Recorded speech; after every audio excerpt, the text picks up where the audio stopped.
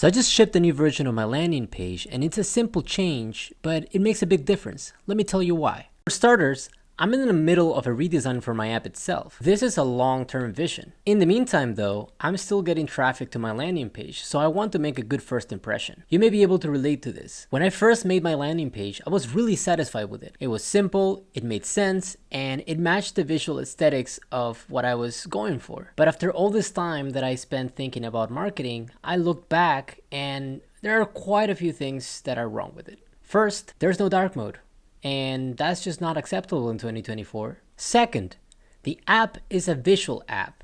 It allows you to sort your notes, links, and images in a visual space. And for a visual app, there weren't that many cards that were visual, and the ones that had some level of graphics were not the greatest. Third, just something didn't feel right. I don't know if it was the messaging, the colors, it's the je ne sais quoi that I wanted to change. To be quite honest, and this is what makes the creation process so beautiful, is that I started by wanting to just have a dark mode. And then I realized that the screenshot was not great.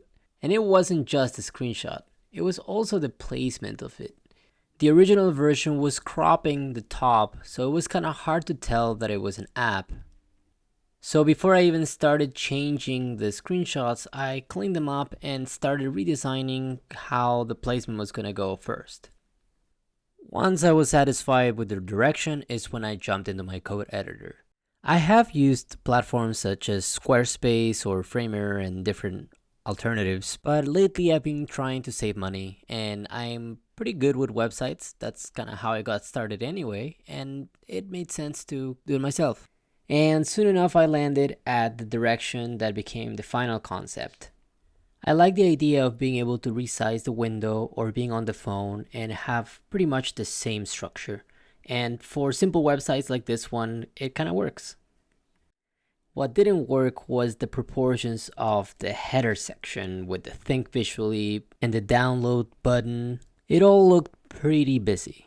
What I forgot to mention is that the point of the landing page is to actually be kind of mysterious. Say less and take you directly into the app stores where I'll use that as an opportunity to sell different features of the app.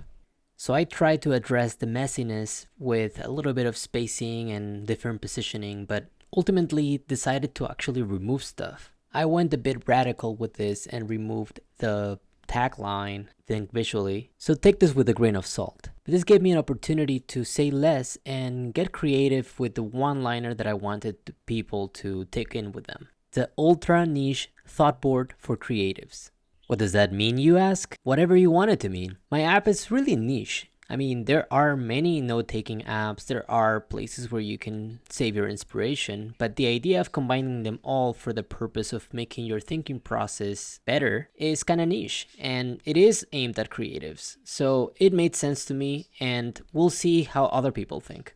I still kept the think visually as the title of the page in the website, which still made sense to me. And I also removed the footer to keep things even simpler. It is also very common for Mac or iPhone apps to have an official download button for the app stores. But that's really not my vibe. I don't think that it adds much. And the fact that the screenshot showed a prominent and standalone app made me feel like it was enough. I still haven't figured out how to cleanly show the fact that this is a cross-platform app, meaning iOS and macOS, but I was really aiming for better. I still need to work on the landing page more. This is just an iteration of it. And then I realized that the simplicity that I achieved lent itself well for a nice animation when you open the page. All that was left was to come up with a better screenshot for the app. I added more links that looked nice to give it more visual variety, and I also dropped a couple of Easter eggs, such as different images depending on dark or light mode, and one of my actual photos to give it a more personal touch. Overall, to my eye, the difference between the current and the old version of the site are night and day, and I'm really happy with the result. And there you have it. That was about 3 to 4 hours of work that I really enjoyed, and it kind of played in both of my design side and my engineering side. If you're working on your own project, I recommend that you take a break from the regular work to make improvements such as these ones, just to, spice it up a little bit. If you enjoyed this video, I recommend that you subscribe. I have a lot more coming up soon, and I will be giving more updates on the app soon as well. I'll catch you on the next one.